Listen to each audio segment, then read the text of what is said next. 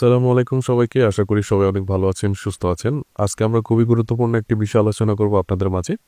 আপনারা ইতিমধ্যে খেয়াল করে দেখেছেন বাংলাদেশের ব্যাংকের পক্ষ থেকে যে বিষয়টি জানানো হয়েছে যে ইতিমধ্যে দুর্বল 6টি ব্যাংকে সরকার তাদের নিয়ন্ত্রণে নিয়ে আসছে।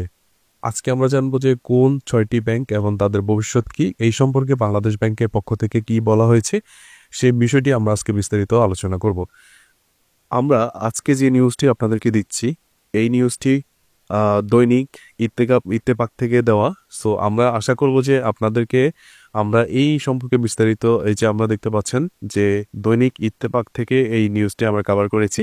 ওকে, আজকে যে নিউজটি আমরা দিচ্ছি এখানে দেখতে পাচ্ছেন যে আমরা প্রথমত যে বিষয়টি খেয়াল করে দেখব সেটা হচ্ছে দেশের ব্যাংক খাতে বড় ধরনের সংস্কারের উদ্যোগ নিয়েছে সরকার। দীর্ঘদিনের লুটপাট ও অনিয়ম ক্ষতিগ্রস্ত 6টি বেসরকারি ব্যাংকে একীভূত করে সরকারি নিয়ন্ত্রণে আনার সিদ্ধান্ত নিয়েছে বাংলাদেশ ব্যাংক। আগামী জুলাই মাসের মধ্যে সরকারের নিয়ন্ত্রণে আসবে এই 6টি ব্যাংক। আপনাদেরকে কিছুদিন আগেও যখন আপনারা বিগত সরকার পালিয়ে যাওয়ার পর থেকে আপনাদের মধ্যে এক ধরনের গুঞ্জন সৃষ্টি হয়েছিল, তখন আমরা বলেছিলাম বাংলাদেশে এখনো পর্যন্ত কোনো ব্যাংক বন্ধ হয়নি। যত দুর্বল ব্যাংকই হোক, হয়তোবা ব্যাংক মার্জার করবে, না হলে ব্যাংক একীভূত করবে। এই বিষয়টি আমরা বিগত সময় বলে আসছি। তার ধারাবাহিকতায় আজকে যে বিষয়টি আমরা দেখতে পেয়েছি যে 6টি দুর্বল ব্যাংক ইতিমধ্যে কিন্তু একীভূত করা হয়েছে বলে জানানো হয়েছে এবং আগামী জুলাই মাস থেকে কিন্তু সরকার এদের নিয়ন্ত্রণ নিবে। এই পর্যায়ে তারা বলেছে যে সোমবার 26শে মে বাংলাদেশ ব্যাংকের governor doctor Ahsan H Mansur গণমাধ্যমকে এই তথ্য নিশ্চিত করেছেন।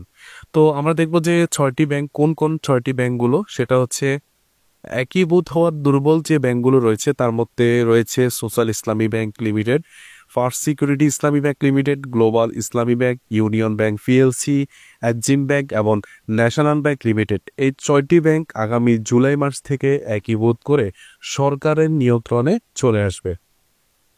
এবার হচ্ছে বাংলাদেশ ব্যাংকের governor doctor Ahsan H Mansur বলেন, 6টি ব্যাংকে আর্থিক স্বাস্থ্য পর্যালোচনার পর সিদ্ধান্ত হয়েছে সরকার প্রাথমিকভাবে এসব ব্যাংকে মালিকানা গ্রহণ করবে।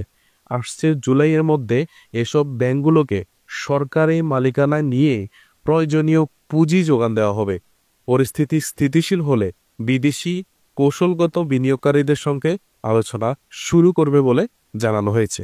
তবে এই পর্যায়ে এসে যারা আমার ভিডিওটি দেখছেন আপনারা হচ্ছেন সাধারণ গ্রাহক এবং আপনাদের জন্য যে বিষয়টি বলা সেটা হচ্ছে ইতিমধ্যে আপনারা খেয়াল করে দেখেছেন বা আপনাদের মধ্যে অনেকেই হয়তো বলছেন যেহেতু ব্যাংকগুলো নগদ অর্থ আপনাদেরকে দিতে পারছে না, সেই ক্ষেত্রে ব্যাংকগুলো দেউলিয়া হয়ে যাবে কিনা বা দেউলিয়া হয়ে গেছে কিনা এই বিষয়টি আপনাদের মধ্যে আসলে আশঙ্কা তৈরি করেছে।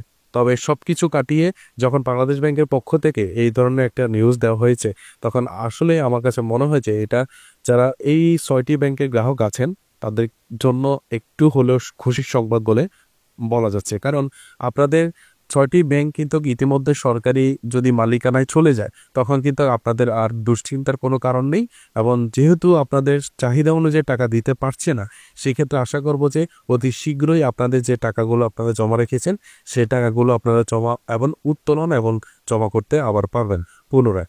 তো এই পর্যায়ে আপনাদেরকে যে বিষয়টি আমরা অবশ্যই সংক্ষেপে বলতে চাই সেটা হচ্ছে 6টি দুর্বল ব্যাংক নিয়ে যারা ইতিমধ্যে শঙ্কায় পড়েছিলেন তাদের কাছে বলতে চাই যে আপনারা দুশ্চিন্তা বাদ দিয়ে আশা করি আপনাদের এই নিউজটি আপনাদের সামান্য পরিমাণ হলেও উপকারে আসবে।